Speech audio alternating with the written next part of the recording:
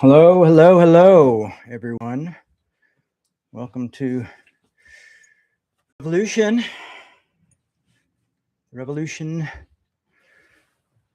broadcast. Sorry, I've messed with the microphone today. Trying a new little view with trying to get a wider angle with the camera here.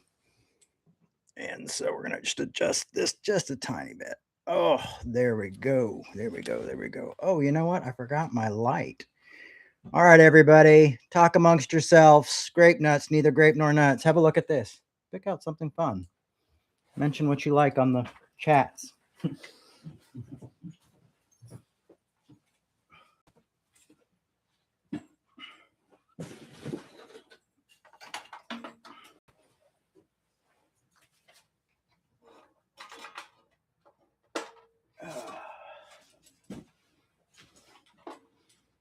Dead air.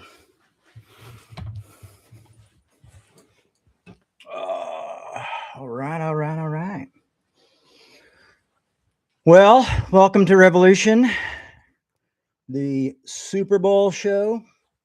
Super Bowl, Super Bowl, Super Bowl. All right, let's see. We got two folks here. Good morning. How are you? Welcome. Give everybody a couple minutes. I think the more I advertise, the less people show up.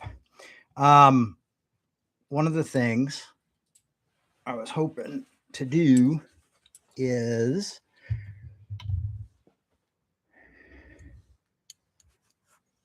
have you all tell me, what team are you rooting for today? All right. So I'm not a big sports fan. That's just, I know. It's tough.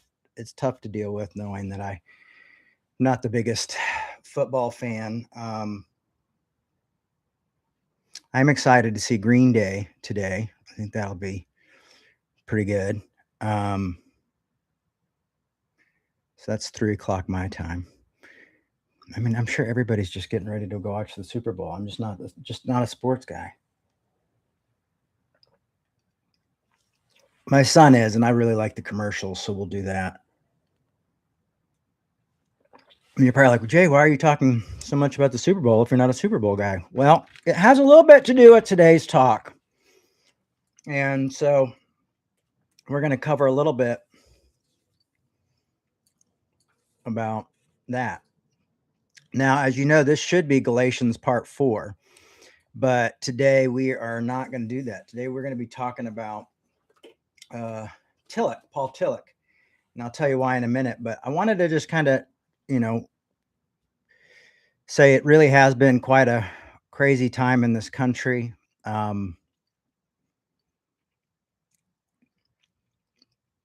We seem to have some sort of awful political thing happen almost every day in the United States. And, obviously there's horrible things happening all over the world. But yeah, so it's been a lot to take in.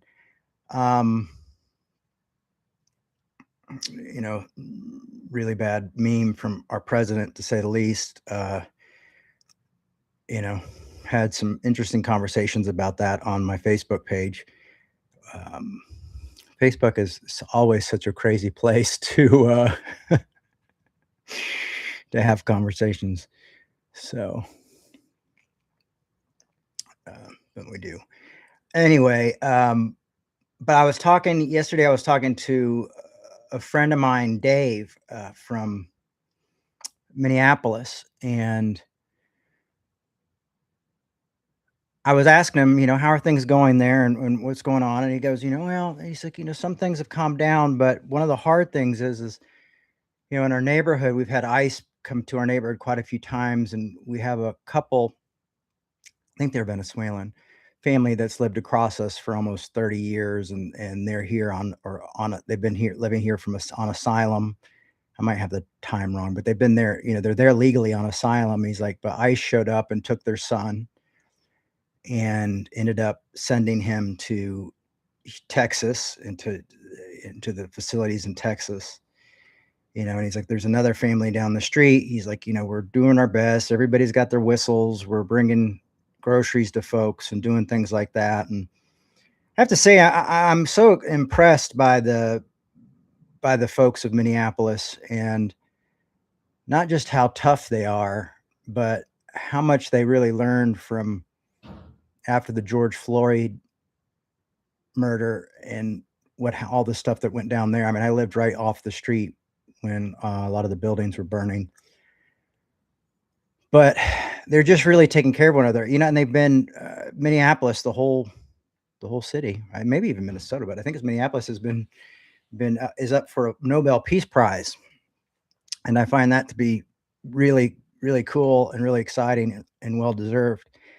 And I really believe that what we're seeing there is the love your neighbor as yourself. I mean, I feel like we're seeing the story of the prodigal son, and at the prodigal son, the story of the Samaritan played out there in real life. Like, this is what following Jesus is all about. This is like Christian, following Jesus 101, but it's just human people do it. Just people all of all different faiths and religions and creeds, all coming together to support their neighbors, to support their loved ones, to support their community, supporting strangers who just, you know, are there, and they know that it's people that make the community great. So it's inspiring to see what they're doing, but it was just still hard to hear what Dave had to say about, what they're going through and how it's still these like even legal people are being picked up and taken, and it's just such a mess and really heartbreaking, especially if you can, imagine if that was your family or your neighborhood or your community. So I just felt like we need to continue to speak about that and not let that go. So today, why we're not doing Galatians 4 today is because I have been doing my after school program work, and this is the off season, which means there's like 3 weeks in between after school stuff. But I've still got to work because they were doing the play of the Jungle Book. And I saw it. It was cute, elementary kids doing a play, a musical, very cute. But so I still came in and had to stay longer because the play practices went really long and stuff like that. But I got a chance to, like, usually there's like 7 classes that go on at a time. So I'm usually kind of back and forth. And if a teacher needs me, I'm helping out with that. But I had some more time because it was only play practice, so they didn't really need me. So I was able to just kind of sit and wait for the kids to get done with practice to make sure they get home. And funny thing is, I thought I had grabbed a Martin Luther King book, and I had grabbed this Tillich book instead. And I didn't even look. I just grabbed it out, and I thought it was my King book, and I started reading it, and I was like, wow, Reverend King was really influenced by Paul Tillich. And then I go, oh wait, this is Paul Tillich. But sometimes something in theology or philosophy, and Tillich was a theologian and a philosopher, one of the most respected of the 20th century. He, sometimes something catches you where you're just like, oh my gosh, I got to talk about this. I got to think about this. This is vitally important. And one of the things I felt like I found in this is, well, one is the way I've always kind of lived my life in my faith, but I think what Tillich touches on here is been a problem with the church for a very, very long time. And we talk about reform and wanting to see the church become a better place and a safer place, and seeing reform brought to the church. And it's often like, oh, well, people are mean, or, this is, I don't like this way of thinking. But this seems to be a situation, a very clear, what's the word I'm looking for? Um,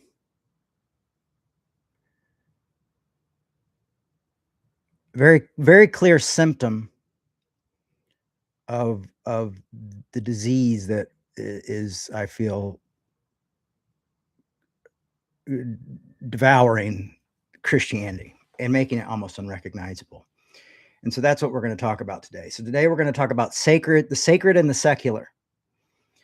And years ago, a friend of mine, D.E. Paul, when his first book was called Sacred and Secular, and I remember when he was writing it, we were listening to a lot of U2 at the time and a lot of Lenny Kravitz and things like that. And he was just like, man, I'm getting more out of these songs, and hearing so much about my faith in these songs that I can relate to more than, most stuff I can relate to church. And he wrote this book called The Sacred and the Secular. And, it's funny because I was like, oh yeah, that is really cool. It's a great idea. And I didn't think that much of it and just went on with my life. But in the theology of culture, Paul Tillich, and especially the area we're going to read from, kind of talks about the issues with things that are really keeping Christianity torn apart. Now, we're going to have to cover a lot of things. Like, he's going to talk about the ground of being and ultimate concern and things like that. And I'm going to try to cover those and at least give a basic explanation of what those things are.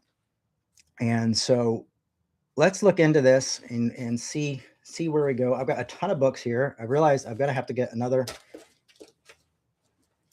music stand because I've got way too many books and things here. But we're going to start off with reading. I'm going to read you a section of this book, Paul Tillich's book, and highly recommend it. If you want a really good book to understand Paul Tillich, like an entry-level book that's not just his sermons, this book is a really great book too. I highly recommend that. It's called My Search for Absolutes by Paul Tillich for all of our podcast listeners. So yeah, I want to read this. A consequence of the existential concept of religion is the disappearance of the gap between the sacred and the secular realm.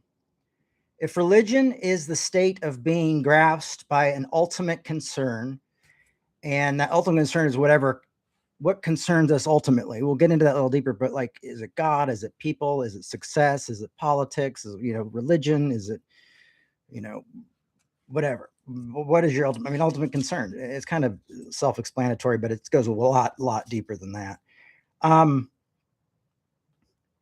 If religion is the state of being grasped by an ultimate concern, the state cannot be restricted to a special realm. The unconditional character of this concern implies that it refers to every moment of our life, to every space, and to every realm. The universe is God's sanctuary. Every work day is a day of the Lord. Every supper a Lord's supper. Every work the fulfillment of the divine task. Every joy a joy in God. And all preliminary concerns, ultimate concern is present. Consecrating them, essentially the religious and the secular are not separated realms, but rather they are within each other. Now I'm going to read that again. Essentially, the religious and the secular are not separated realms, rather they are within each other. Tillich has another really famous quote where he says, doubt is not the opposite of faith, it's an element of faith. And here you see something happening even clear, as clear, or as that relates to that. But this is not the way things actually are. In actuality, the secular elements tend to make itself independent to establish a realm of its own. And in opposition to this, here we go, the religious elements tend to establish itself also as a special realm. Many predicaments is determined by this situation. It is the situation of the estrangement of man from his true being. One could rightly say that this existence of religion as a special realm is the most conspicuous proof of man's fallen state. This does not mean that under the condition of estrangement, which determines our destiny, the religious should be swallowed up by the secular, or that secularism desires, nor that the secular should be swallowed up by the religious. An ecclesiastic and an ecclesiastic imperialism desires, but it does mean that the inseparable division is a witness to our human predicament. And I think a lot of people would read this one sentence as like, one could rightly say that the existence of religion as a special realm is the most conspicuous proof of man's fallen state. And you would think probably off the bat, like, oh, well, it's this, having a secular state, having a, they've all fallen and they're not going to church. But I think what he's saying is the exact opposite. Is what he's saying is the fact that we have separated ourselves and separated our sacred spaces and separated churches and communities from the secular. We've lost. We show our fallenness by not being able to interact with the secular, to not live in the secular. And some people say, well, Jay, I go to work and I do this, but you go to church, you go to these things, and especially in evangelicalism, which I know a lot about because I grew up in it. There was always this need to create an alternative to the secular, so we've got to take something that's popular in the secular culture and get our own version of it and make it sacred. And we see that happening right now. And right in the most obvious, strangest, unhinged way, I think, if I'm going to be honest with you, in this thing, the All-American halftime show that's taking place as an alternative to the Bad Bunny halftime show at the Super Bowl, and people like Franklin Graham have spoke out and been like, I love the game. I love the Super Bowl, but it's just the halftime shows got over secular and over sexualized and all these things. And we need to have a God loving, I'm going like, I'm old enough or the right age to remember Kid Rock's early career in his music. And it's just ironic to me that they would say, well, this is the this is the one for believers, or this is the wholesome one. I'm like, you guys aren't familiar with Kid Rock's work. The guy who shoots up Bud Light cans or whatever, and they're saying it's all American because they're, saying Bad Bunny. Well, he speaks Spanish and he's Puerto Rican, but it's, it's an Puerto Rico has been a part of the U.S. territory since 1898. If you're born in Puerto Rico, you are an American, period. So it's just the irony of this. It's almost as like they're trying to say, well, we don't want brown Americans, or we want, and everything we see going on with ICE, and seeing so many evangelicals and prominent evangelicals promote this type of thing that is completely misguided. Now, so that's happening today. Now, the point is like, oh, it's just this. I mean, no, this has been my whole life. I remember Christian magazines would, they'd advertise stuff like, if you're a fan of this band, you'll love this band, and I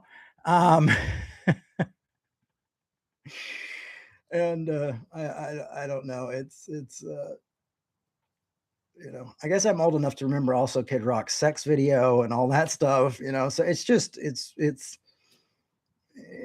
just a strange own. I mean, and in a way, it also shows how much the politics have come in to influence faith and kind of co-opted it to the point where they're trying to, it's being shown on TBN, the Trinity Broadcasting, Paul and Jan Crouches. I mean, obviously they probably, they're gone. They both passed away, but obviously that someone's desperate for money, and it's the Charlie Kirk Foundation, which I can't remember the name of. But I'm just surprised. I'm surprised by the hypocrisy. I mean, I'm not surprised. I'm just disappointed, by I've met Franklin Graham quite a few times. Um, I got stoned once in Franklin Graham's car, and not with Franklin Graham though, but he had let my dad use his car when he got out of prison, and I took it down and went to Charlotte and hung out with some friends. Anyway, another long story. Also fleed a bar fight in his car. another. I was a young sowing the wild oats. But we've got this kind of hypocrisy that we see that's happening, and it's hard not to see so much of the ignorance that's in there. Some of the unsaid type of racism, kind of this kind of out of touch Christian movement, and how it seems to have gotten, in a way, what Christianity seems to be getting so bizarre in some ways, especially in the evangelical, more conservative areas, and really separating from reality. Now, given all that, as you guys know, I'm an equal opportunist offender. Here we go. I see progressive churches do this as well. We're always trying to, and I mean, and a lot of it has to do with business and trying to get people to come to your church and to do things. But we create this kind of place. And one of the things that Revolution did when we were brick and mortar place, especially in Atlanta, and we've probably done this almost ever since then. And this is not to toot my own horn, but this is just to say that this has always kind of been something instinctive to me. But at the same time, I had to see it written down in the book to go, oh, this is part of the problem with what's happening in the church and with Christianity as really Christianity as a faith. And that's including Catholicism and progressives and conservatives and all this, is this kind of separation of the sacred from the secular. And we often go very far to do that. But for me, I grew up in a very, Heritage USA, our school was there, the restaurants in there are all sorts of things, at Heritage. So I was very excluded for a while.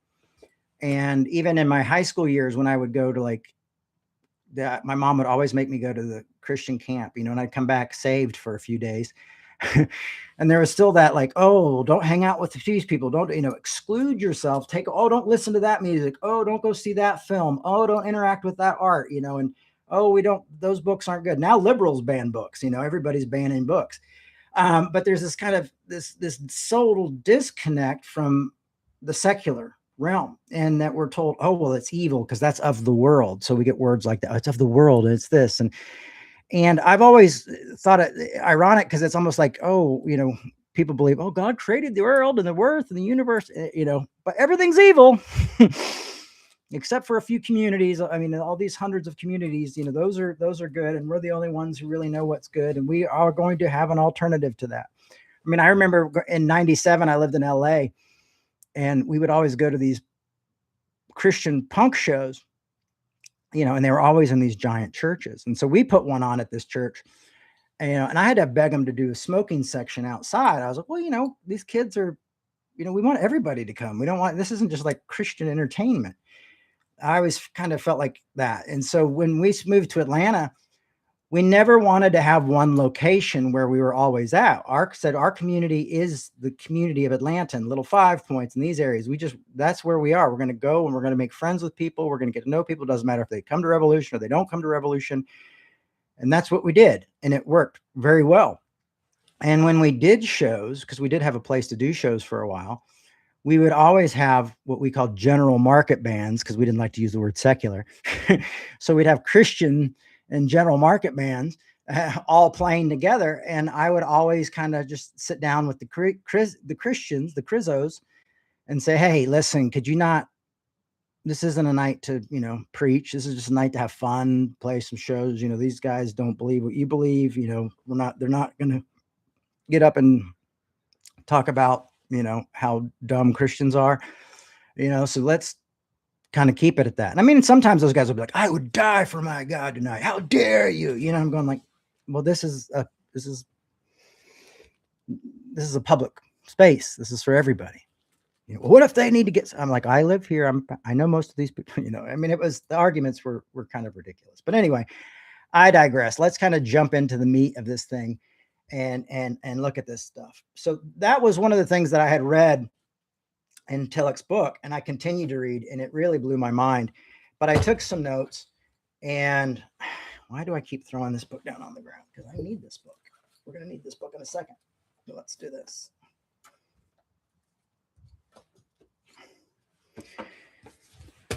I've been working on my sermon. So I thought about jokingly calling this talk the halftime show, but then I realized now that we're on YouTube, you can't have fun names on YouTube if you want people to see your stuff.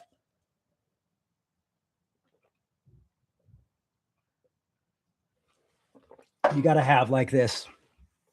You got to have something very obvious. So we'll probably call it Sacred and Secular, or the Sacred and the Secular. Maybe we can do like a subtitle. But listen to some of these things that Tillich said, and we're going to look at some different ways he thinks versus how traditional Christians think. But I'm going to give you a few quotes first. Essentially, the religious and the secular are not separated realms. Rather, they are within each other, which we already read, but I think it's so important to hear is that the religious and secular are not separated realms. Rather, they are within each other. One could rightly say that the existence of religion as a special realm is the most conspicuous proof. One more time. One could rightly say that the existence of religion as a special realm is the most conspicuous proof of man's fallen state. And I think that again speaks very clearly of the church, this constant avoidance. Now let's look at some concepts, and I want to look at the concepts in traditional views and versus what Tillich's views are here. And I'm going to say I'm really stuck on Tillich's views here because this is pretty much how I've thought most of my life. It's just nice to see someone write this out in a way where I go like, oh, the separation of the sacred and the secular is one of the key issues of what's destroying the church. It's one of the, it might not be the disease, but it is part of the disease. So like, let's look at the concept. So in today's culture, culture today, traditional view would be profane and worldly. And in Tillich's view, it would be the form of religion, that the culture is the form of religion. And traditional view is like, oh, that's profane, that's worldly, it's of the world. We are of the world, we're not in this world, but, we're separated. And again, this separation idea. So when people think of saving people, which really leads to that, really the idea is you're helping someone, you're helping heal someone, find something, you're not, we look at saving as like a hell idea, heaven, hell idea, but it's really much deeper than that, but then you go, come to my church, let me invite you to my community, let's get you away from the world. Let's get you out of the world.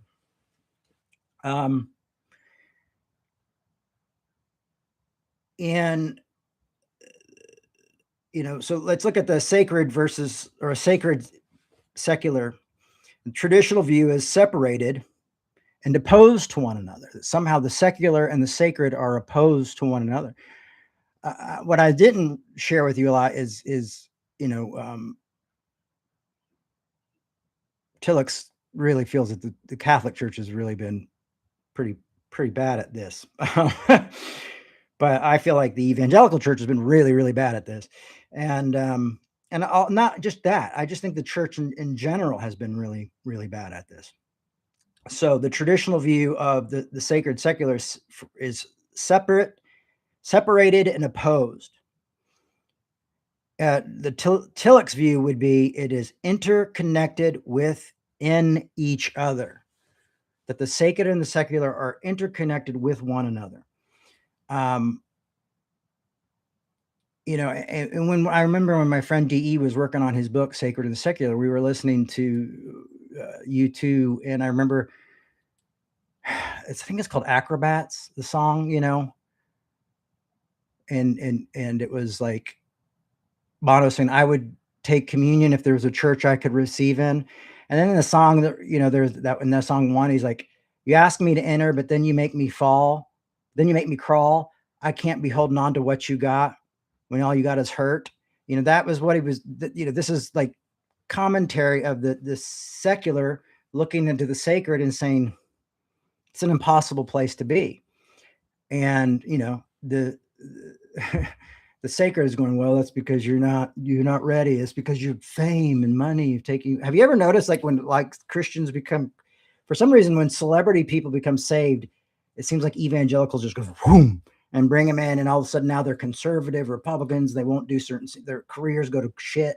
You know what I mean? Because that's that sacred of secular. I mean, how cool would it be if they just continued the career and continued to live and continued to play parts and do things and, but no, they always, no, you got to get away from that. You can't have that. So a lot of people of faith who are in these realms often keep it quiet. I remember when my mom interviewed Nell Carter. Some of you are probably too young to remember who that is, but she was on a show called Give Me a Break. And it was really, really popular in the 80s. And she said, well, this is the first Christian show I've ever done and really ever talked about my faith. And she said, because Christians are so mean, it's too scary. I didn't want to get judged. I didn't want to do anything. I want to, serve Jesus, but I also want to do my career and work. And I don't know if she ever did anything after that, but my mom had that one interview and it always stuck with me that she was like, I just, never felt like I could be open about my faith because Christians are so judgmental, because I didn't feel safe. And that's what happens when you do this sacred secular thing is you get this strange disconnect. That's how you end up with, like, I remember asking my dad once, I'm like, why do so many like televangelists wear like white suits and say these crazy things? And they all they don't look like normal human beings. He's like, well, you just get into your own world. You don't ever leave it. And everybody around you is telling you that looks great or that's good or what you're saying is fantastic. And he's like, and then one day you wake up and you live in a bizarro world and you don't even realize it. All right, so let's look at what the concept of the holy. The traditional view would be the holy is a separate realm. You think you go in here of churches like, take off your shoes, you're on holy ground, and Tillich's view on that would be it's the depth dimension of reality. It's the depth of dimension of reality. I mean, he actually wrote it, the depth dimension of reality. That is the holy. It is the depth. So Tillich does not sell his faith short. He goes to what I would consider the most logical conclusion, is that why would we be separate if this Holy Spirit's everything? If he called God the ground of being, but for him, God is not a being, but all being and all things. And so for him, that idea is like, why would God go and hide? Why would God need something like, why does God need subpar art and t-shirts that look like other brands with his message on it? That kind of thing. Why does he need bracelets? All bracelets are, what would Jesus do bracelets? But he saw that. And so often Christians will see it as a separate realm. And then you get this idea of these people. I'm a man of God and what I'm doing is important. And we've got to fill the church. We've got to get people to come in here. And then money gets, and all these things. And you see automatically how this separation affects people. And then people become very judgmental of people outside of their communities. I mean, I remember I got asked to speak once at a recovery center at a church. And they're like, and I was like, oh yeah, it's great. I go to AA, I love AA. And they're like, oh no, we don't do that. We don't do that higher power crap here. That's not what God does, and we don't say we're alcoholics because we've been delivered. I'm like, well, if you've been delivered, go have a social drink. Anyway, that was, again, that was that whole idea that this is a separate realm. This is a godly realm. We don't allow any of that nonsense to go on here. And I had so many firsthand experiences with this growing up, even after my parents' thing, like going to Christian schools and how they treated you, and, oh well, you have to separate yourself. You have to be this. God wants you to be this and not that, and it's ridiculous. All right, let's look at the concept of the church. The traditional view is it's really the only place that faith comes together. And for Tillich, the church is the form of religion. Okay, there's a form of religion there.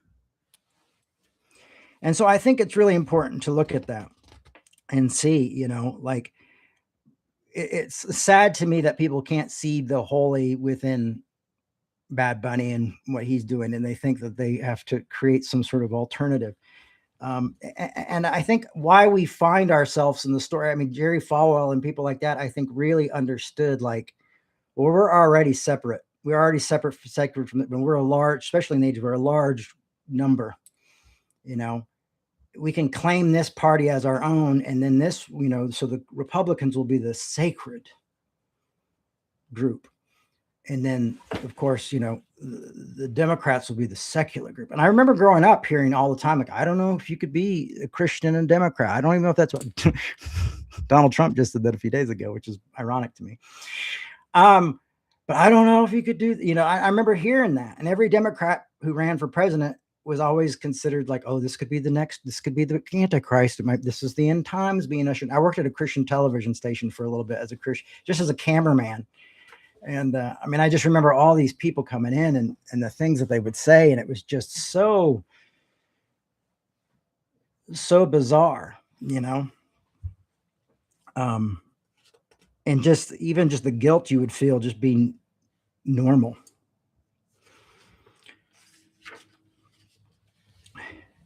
So here's a few other concepts from Tillich that I wanted to share with you that I think are vitally important. No separate realm. There is no separate realm. All ground is holy. Wherever you are right now, that's holy. And then we realized that with Revolution. Once we met, the first time we met in a bar, we were like, well, I'm never going back. I'm never going back to church. I don't like to go in those. I mean, I don't feel like I belong. I feel like it almost feels like, what is going on? And of course, the worship music is always kind of weird and eerie. And there's, people are different in there. And I'm going like, I don't, I need to be in a public place. I need to be where there are no othered people. And so we started meeting at bars and clubs in Atlanta. And after that, we never met in a church again. We never needed our own space again, because we found all these spaces to be sacred spaces. And the strange thing is sometimes these spaces and these people were more loving and had more fruits of the Spirit than any type of religious group I'd ever worked with. But no separate realm. Tillich argued against separating the sacred and the secular, asserting they are found within each other. Now, we've read that before. We're going to continue to say that over and over again. They are found within each other.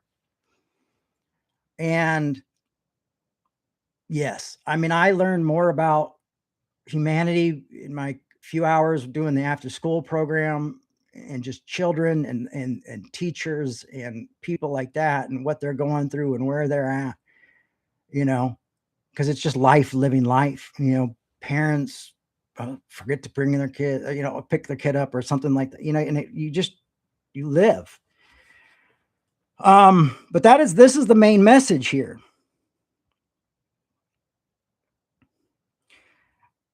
Tillich said, called a theology of culture. He goes, not imitating religion to church like most Americans. Tillich believed in the theology of culture that analyzes the secular everyday life for its ultimate existential meaning. Like what is the mean? You see that. So when you look at what's happening out there, when you see, like when I first moved here, there was a really bad, fentanyl issue going on all over the place. And that had come from the oxycodone thing that happened, with all those people getting prescribed that and stuff. And then that ran out and that got to, people couldn't get that anymore. So they went to fentanyl and heroin and it really, I mean, it was almost like an apocalyptic movie sometimes. And even in this area where I live, you just people so drugged out of their mind and just, and that's where you start to see the need and see what people are going through and see what's happening. And so for Tillich, he felt like that's where you're at. You're analyzing the secular everyday life for its ultimate existential meaning. You're not looking at it to say, well, how can we reproduce that in a sacred way?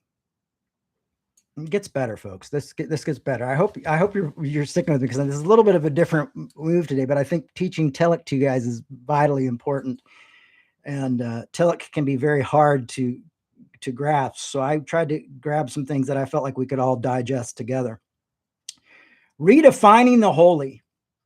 Tillich moved away from defining the sacred as a specific set of rites or places. Instead, he defined religion as the state of being, which is grasped by ultimate concern, like the state of being alive. And the ultimate concern is the state of being ultimate concern. Let me give you that for a second. It refers to the absolute, unconditional commitment of one's whole self to whatever holds a supreme meaning or value to us. And a power in their, it's a power in your life, a power in their life, it says here. It is a transcendent focus that shapes a person's entire existence, acting as their God. And so a lot of people's ultimate concern is not God. We see the billionaires and it seems like, well, their ultimate concern is like money and going to space and having more adventures because they become numb to everything, or, seems like, so I won't use more examples. I mean, I've always felt like my ultimate concern is love and grace. And that's not just with you guys, but that's with my children. I had one of my kids say something really mean about some other kids the other day. And we had to sit down and have a conversation about grace and love and why we don't do that and why we don't laugh at people who are different than us. Because I'm grasped by this ultimate concern, So it's this idea that and I like how it says it's not a specific set of rites or places. Instead, he defined it as a religion, as the state of being. And I like that because I think people have those rights. We have well, what about this? We say this at church and we do this at church. And he said, no. It's the state of that you're in. It's the state of being. It's what you live in every day. I mean, the fruits of the Spirit are a very obvious example of that. They'll know you by your love for one another is another example by that. I can't find there's nowhere in the Christian Bible that says that you'll go to church or that you'll act this way or you'll vote this way or you'll exclude these people or I mean, I know people what scriptures they use, but you read the whole thing. Let's take it into context. Let's look at it, and I think we'll find it's a different meaning. So religion is in the state of being grasped by that ultimate concern.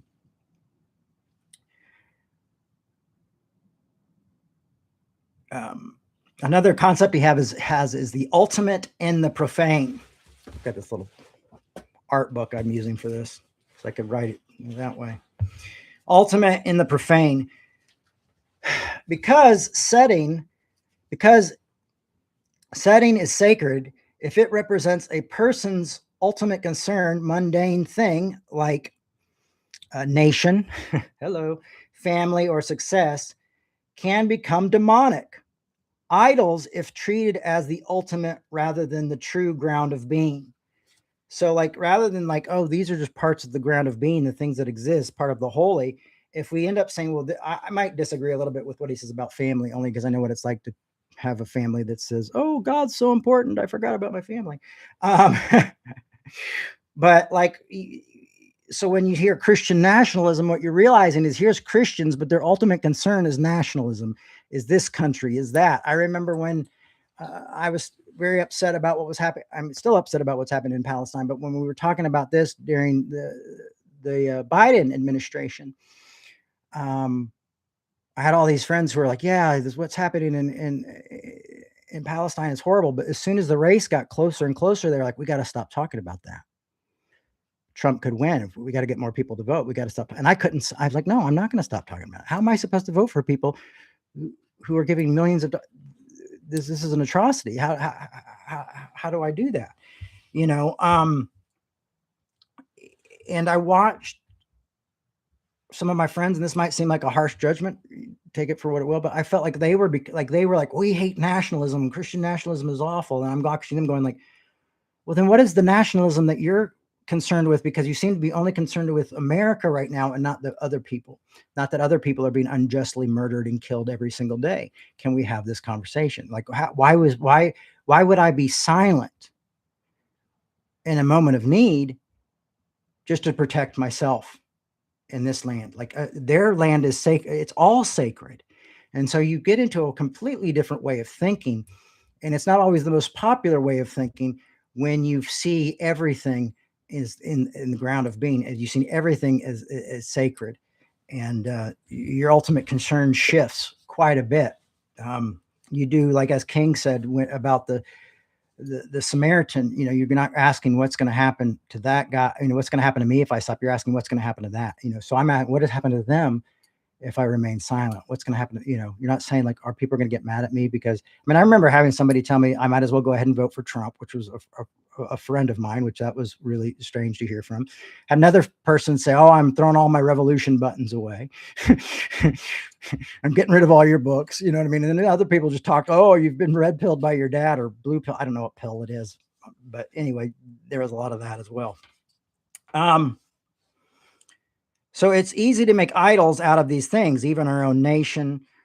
I would say our politicians have become one that has become demonic in a lot of ways. And I see that on both sides. You know, there's one guy I know who just feels like if it's blue, no matter who, and he's a pastor, but he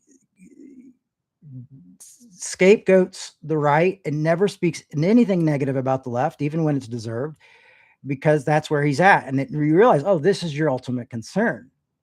You know, you've got politics as an idol too. You're just telling them that they've got the wrong idol. And that's hard to live in a world with nuance and truth, right? Latent church, another thought of Tillich's here. These clips are going to be banging because clips are so good when I read, not. Latent church. Tillich argued that the prophetic voice in true religion experience often exists outside the manifest church in the secular world. Minneapolis, great example of that right now. Minneapolis is the perfect example of that. So many musicians that are great examples of that. So many authors and writers and artists are great examples of that. When you go into an art museum and you see these beautiful things, you know, I mean, what do we have? What is this? The sacred have? Thomas Kincaid, the jar of light. You know, think when you've gone into your sacred Christian bookstores and the things that you see, you know, and these are the sacred, and out there's the secular. You know, I get a lot out of reading things by pastors like Dr. King and people like Paul Tillich, but I also get things out of reading by atheists like Freud and musicians like John Lydon, who I completely disagree with on a lot of political issues, or, you know, understanding different people's lives. And I find those things to be so sacred. And I have always found that the prophetic voices are outside of the church the majority of the time. You know, I don't think we've had a really giant prophetic Christian voice. And I would like to say like Dr. King, but, you know, the reality is when Dr. King was assassinated, when he was murdered, he was at his most unpopular, not with just white culture, but with black culture and church culture, you know, And that's what happens is when our prophetic voices become too inclusive, or they start to realize that, oh, well, everybody's worthy of this, people start to go, oh, well, that's not, hey, we got to, everybody kind of likes that community of we're a community and we're separate from the bad guys. We're separate from those people or these people. And then when we go, oh, it's all sacred, it's all holy ground, then you go, boom, it's tough.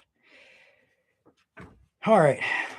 I'm going to move on because I've almost already gone an hour, believe it or believe it. Sacramental reality. This is another thing Tillich talks about. Tillich argued that almost everything in the world can become bare of the holy. He referred to this as the numinous realism, where ordinary, even ugly things can express the ultimate reality.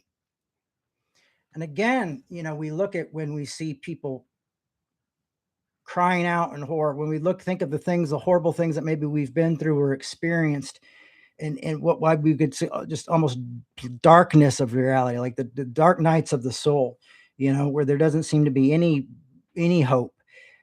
But we're able to often look back at those things and realize that was the ultimate reality. Sometimes we're even able to look back on those things with beauty. And also often we learn so much about who we're not from those that we see as enemies, and those that so there's this kind of, that's where it happens. You don't need a miracle. You don't need your teeth to turn to gold or start to laugh, or you don't need a word from the preacher. The bear of the holy is all around us, and we see it every day. And what I'm afraid of is if we get into this sacred secular kind of divisiveness or verses, we close our eyes and we're unable to see the bears of the holy. And I really think that's why there's this separate, halftime showing everything. Like they can't see the bears of the holy anymore. They're not even open to seeing the bears of the holy. They're not open to hearing the words that are being cried out, that the holy is crying out through these artists and through these people.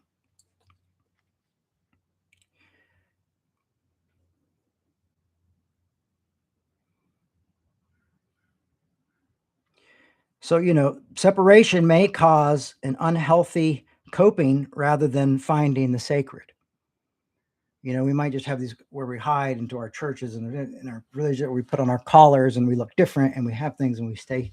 I'm not saying there's anything wrong with collars or things like that, but I'm just saying this is something that we really, really need to digest.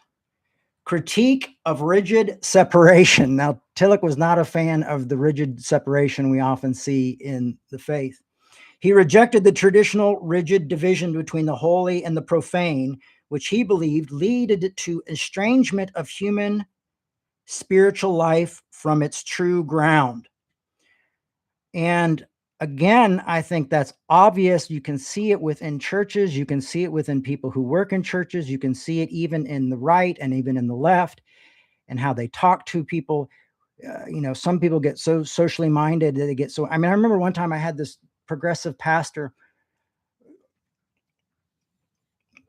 of this church, of a big denomination, accused me of living in city housing as a choice. And then I was just putting on a show. Oh, you just live there because you can and you want to put on a show. And this is a very liberal progressive denomination. I actually knew the head of that denomination. So, if I know that, like, someone who's a head in that denomination, it's probably pretty, and still talk to them, probably still pretty progressive. And I had to actually go to them and say, hey, can you talk to this person? And another one of them, oh, you're not really working class. You're just a poor man's Rob Bell and blah, blah, blah, all this stuff. And you could see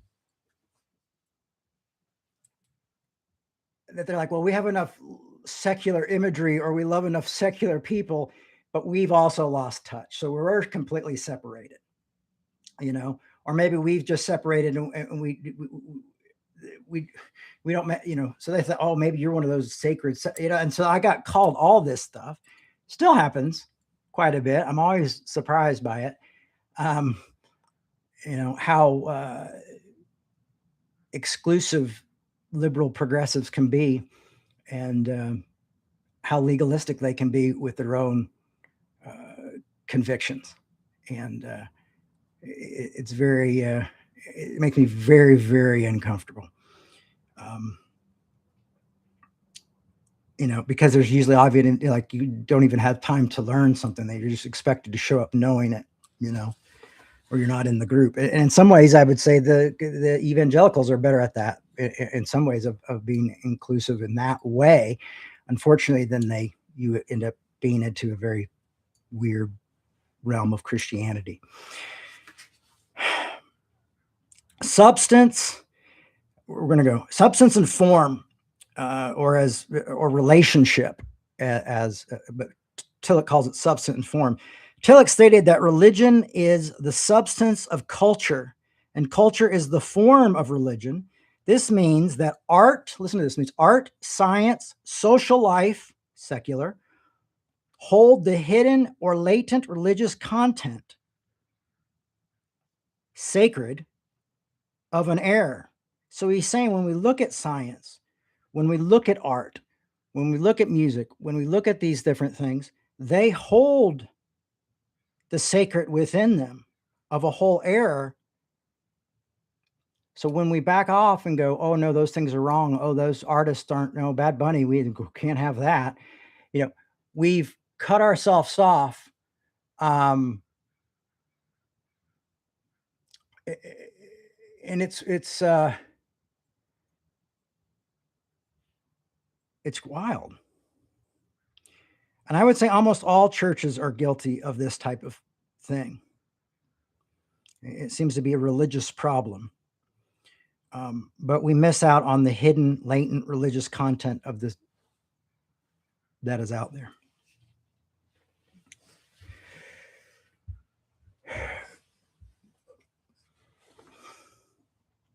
God beyond the dichotomy, another thing for Tillich, and I'm gonna read a little bit of John, and then you can all go back to your lives and get ready for Super Bowl or whatever you're doing today. God beyond the dichotomy, for Tillich and myself, God is not a being finite. See, if God's a being, if God's this man in the sky with big gray beard, it's finite, not infinite. And we're finite, but God is infinite. And so for Tillich, God is being itself. Now, this is tough to grasp. I get it, because we're taught to think a certain way and think, oh, that sounds like New Age, Jay. Are you worshiping the trees? No, I mean, I guess God's in this microphone or in this book, or he is in this book, in these things, but that's not quite where we're going. For Tillich, God is not a being, a finite, but being itself, the ground of being within all of us. Therefore, the divine transcends both secular and the conventionally sacred. So God is in both of those things. And I think what we're hearing is these things must work together, not divided. And, Tillich put the warning on, like, it's not saying we're going to kind of try to take that group over, or this group needs to take that group over, that over. Could this, and this is my own writing here. Yeah, so in my own notes, could this be a large part of why the church in its current state is in its current state?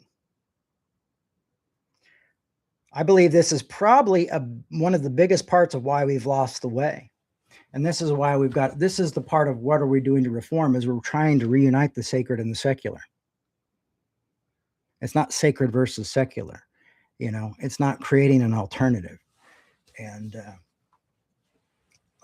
to me, that's extremely important. I want to give you one. I figured you guys were like, well, what does the Bible say about this?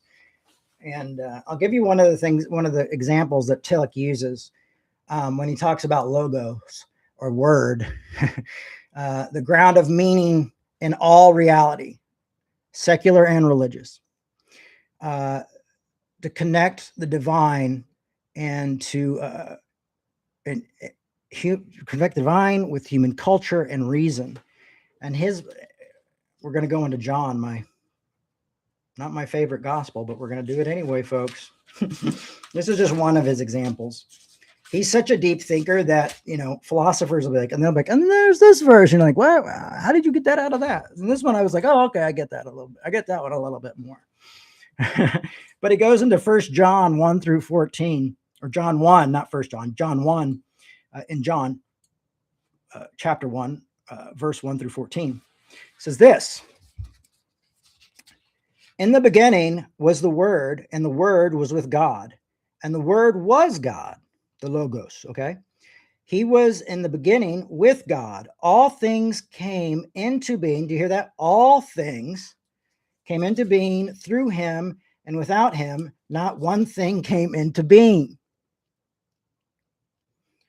What has come into being in him was life, and that life was the light of all people. The light shines in the darkness, and the darkness did not overcome it. There was a man sent from God whose name was John.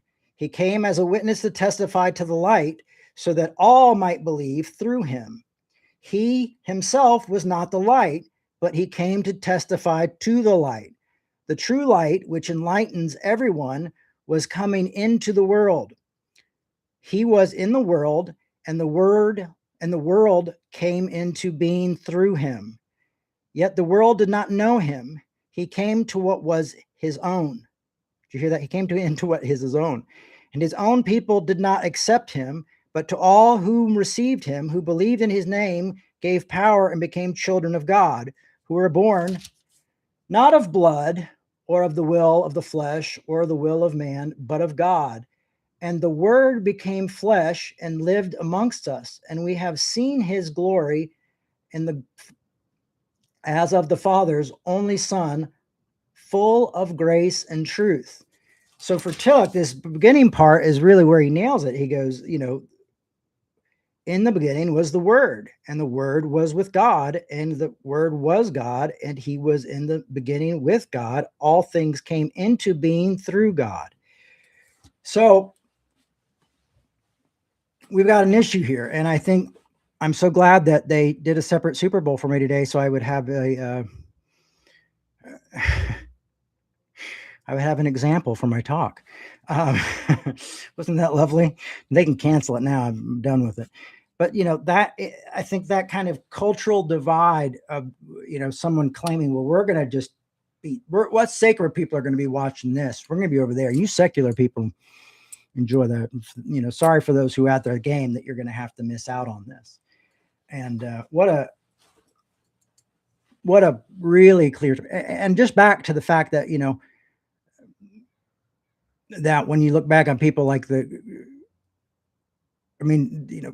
religion has suffered before Falwell came along, Jerry Falwell and the religious right came along. The Southern Baptists left and split off from the Baptists because of racism. There was a lot of that there. So there's a lot of bad history in the church. There's a lot of that separation. There's a lot of no, we're going to be most sacred. And that's what you see when you see all these denominations. Well, no, we're the sacred ones. The ELCA, and people who left there, they're, oh, you love gay people. Well, you're no longer sacred. So now we're going to go where, sacred spaces don't have gay people or not gay people who are practicing or gay people who are happy with their life. And so there you go. And so all those people get to miss out. Like the time I got to speak at Stonewall, when I got to go and speak and give a talk at Stonewall, they didn't get to see the sacred there. They'll say there's no sacred there, but have you been there? Have you spoke with the people? Do you live amongst these people? Do you spend time with these folks? So, that's why I never liked, always had an issue with street preachers, because they would come in and think that the ground they were on was some sort of secular ground and completely dismiss it and completely treat the people horribly and say horrible things. And the whole time they're on sacred ground preaching against sacred people.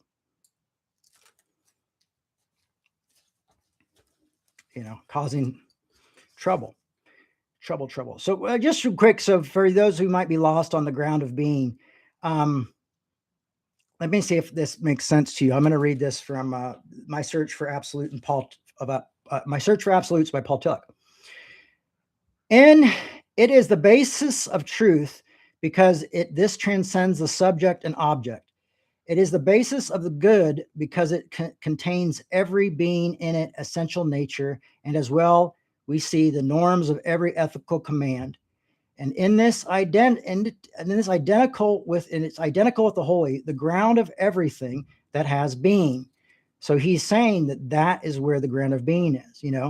There earlier he said, there is also positive experiences in the experience of love being such a mystical relation to being itself. This is what Augustine called amoris, love of love. The Spinoza called amor intellectuals, the intellectual love. One could also call it a feeling for the holiness of being as being. Whatever may be, this being transcends everything, particularly without becoming empty, for it embraces everything particularly. Being is the sense of power of being, and it is the infinitely full, exhaustible, but indefinite, indefinite absolute. It is the basis of truth because it is the transcendence of subject and object. It is the basis of the good because it contains every being in its essential nature and the norms of every ethical command. And it is this idea, and is identical with the holy, the ground of everything that has being. Again, all this does not deny relativism or cognitive encounters with reality, but it shows that the relativism is only possible on the basis of a structure of absolute. These absolutes are not statements with absolute claims, the truth, but they are expressions of the fact there is structure or a logos in encountered reality. Reality is structured no matter how much it always changes, and no matter how the description of the structure may change.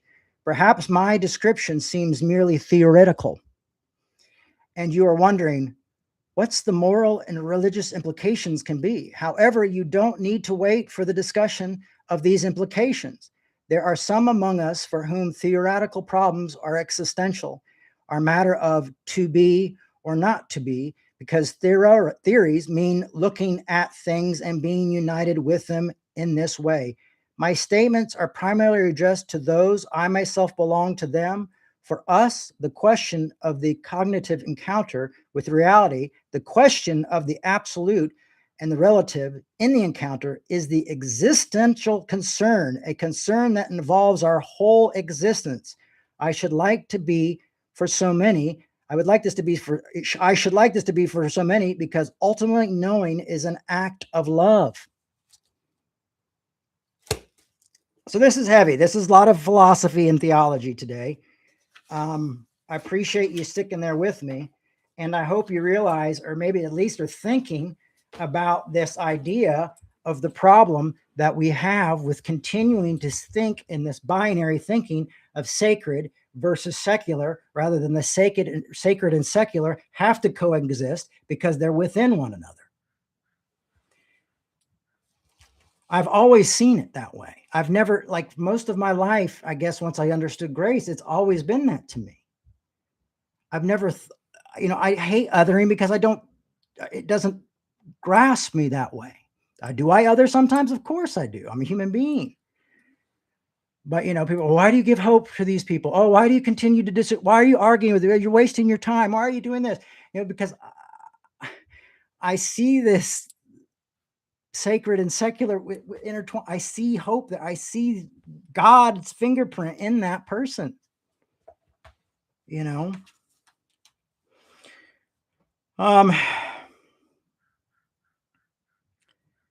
the sacred and separate, and the sacred has separated itself out of some idea, some idea of what lost in humanity. I mean, separation, the sacred has been separated itself out of some people's lives and ideas, and what we have, if we've lost its humanity. The sacred has lost its humanity because of this, and the humanity of Christ. So for me, this a lot of sacred spaces have lost their own humanity. When we talked about that, bringing back our humanity, being human again, and I had a lot of people disagree with me on this platform as well. Oh no, brother, you're getting into the world and you're doing that. I'm like, no, you obviously you can't care about these other people because you say, well, my sacredness is my political group is sacred, my religious group is sacred, and that's secular, and I can't care about human beings because that's secular, and they're going to burn for eternity anyway. You see the division, it's even eternal division. There's no hope. So no wonder they do their thing. We got to have a Kid Rock party. We got to escape everybody. We got to be horrible to everybody. We got to get rid of the people who make us uncomfortable. There's a reason it's fine. It's going to its logical conclusion, and that's what we don't understand is this whole thing of like, well, we're the Christian right. We've got it all together. This is our community, and it's just logically going to the fact of, well, if it's this exclusive, it's going to continue to be more exclusive and more exclusive and more exclusive. There should be no American gospel. That's, no, America is not a sacred country. It's not, I mean, it is sacred and it is secular. It feels a lot of like these Christians. Have you ever heard of the Franklin Bible? Where he took out all the miracles and he took out all the, all the kind of magic stuff. And he's like, just words of Jesus and just Jesus being nice to people. There's no healings and nobody's being raised from the dead. There's no miracles. All that stuff's out.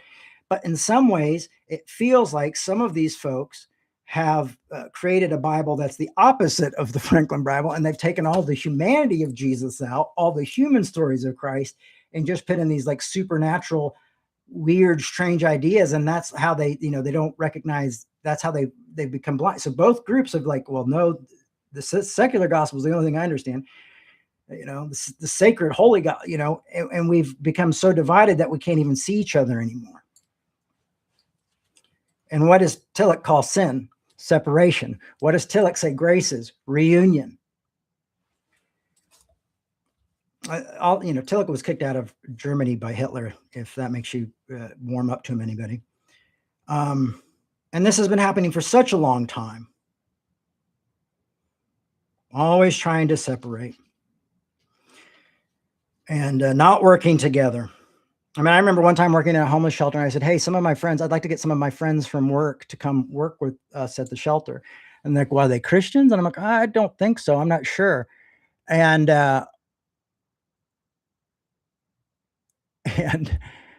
said, well, no, they can't come. They can't be here.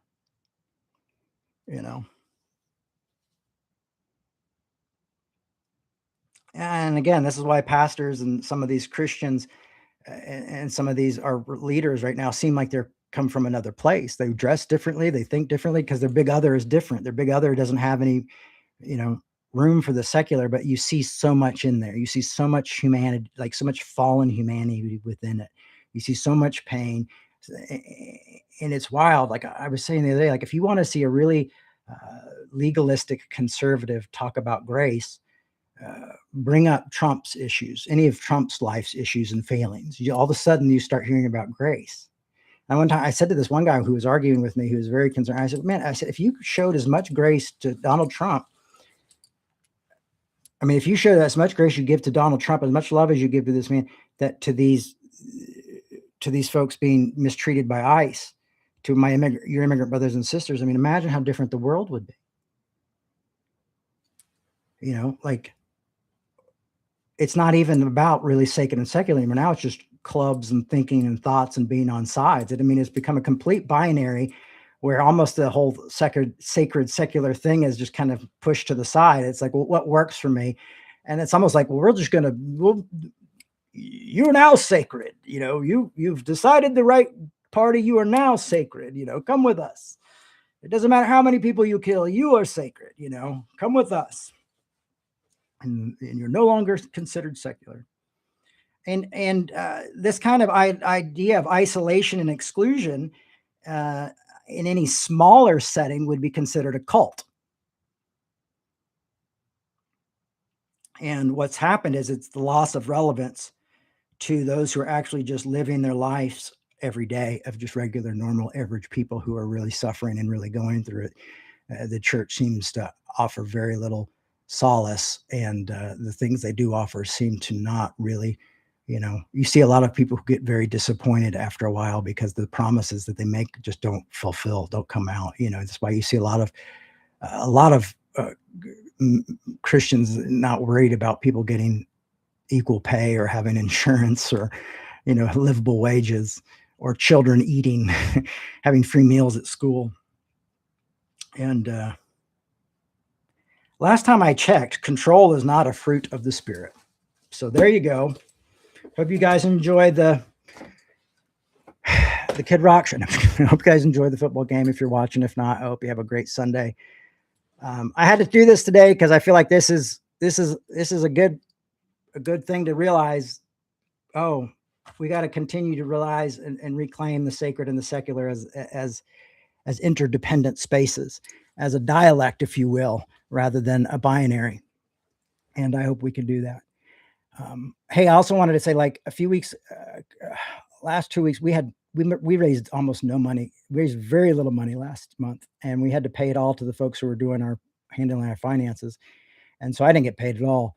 And I wrote a fundraising letter and put it up on Facebook and a couple of the Instagrams and stuff. And we raised $2,000 in like 3 hours, and that's never happened before. So I just want to say thank you to all of you who've given. I've sent out thank yous from the folks who gave on Venmo. I have to send emails to people who gave on PayPal. So I'm going to set up a time to put aside and send you all thank yous and let you know how grateful I am for your support of our work and what we're doing. Usually I have about 3 or 4 part-time jobs. Right now I only have one that's regular work. The painter I work for is working by himself because he's barely had any work, so he can't even afford to hire anybody on. And my other job is very odd too. It has not been great. Anyway, it came through. I was able to pay my rent and do those things. We're working on a new website. I got 3 other folks working with us right now, and cool things are happening. And I'm getting really excited just about everything I read and what we're saying and about the message. It's such a dark, desperate time is when these voices are needed. So please consider supporting this work and helping this work. I would love to have a full year's budget one day before the year is up, rather than begging every month for support. Other ways you can help is by liking and subscribing to our channel. You can also turn on the notifications so you'll know when I go up on the thing. We want to get into the algorithm. That's why we've been putting up so many shorts and stuff. I want people, when they go online, not to just see like conservative commentators and people who are trying to be like, stay away from the secular, only these things are sacred. Bad Bunny is secular and Kid Rock is sacred. As you can see, they don't even know how to even tell the two apart to a certain extent. It's just choose your own adventure. And we would love to have people have the alternative to see something like Revolution when they're looking for a community or church or a place to talk about religion, and where they can be completely accepted and hear these type of things. And we continue to get this message out, because me just saying it in front of a camera isn't going to change it. It's with you folks hearing these things, taking them to heart and practicing them. And I'll practice too in my own community, but we have to be in this together if we really want to see a reformation and we really want to get back to really the messages of Christ and recognizing how that God maybe really is God. God really is maybe the ground of being. There it is. It's much bigger than that. And what we've been doing is, we've been calling good things evil for too long. So you can also go onto revolutionchurch.com, make a tax-deductible donation. That really helps as well. And sharing this stuff all over social media helps us to get into the algorithms, do these things, say hello, say hi. We'll be there. Thank you all so much for your time. Thanks for a lot of you stuck in here the whole hour and 20 minutes. And we will be back next week this time. who knows? If I have some free time, I might just go up and throw Galatians 4 on in the middle of the week if I have some time. My after school stuff is now really cranking back up, but if I get a little extra time and if the kids are with their mom and I don't have my tree work stuff that I've been told might be coming this week, I'm doing some tree trimming and stuff. Might surprise you. So keep checking in to our YouTube channel. Don't forget to like and subscribe. If you say I don't have a YouTube, sign up to YouTube. That would help us. You say I don't have a PayPal or a Venmo, sign up. That helps us, and make a donation if you can. But we always rather have you than your money. Have a great day. Bye-bye.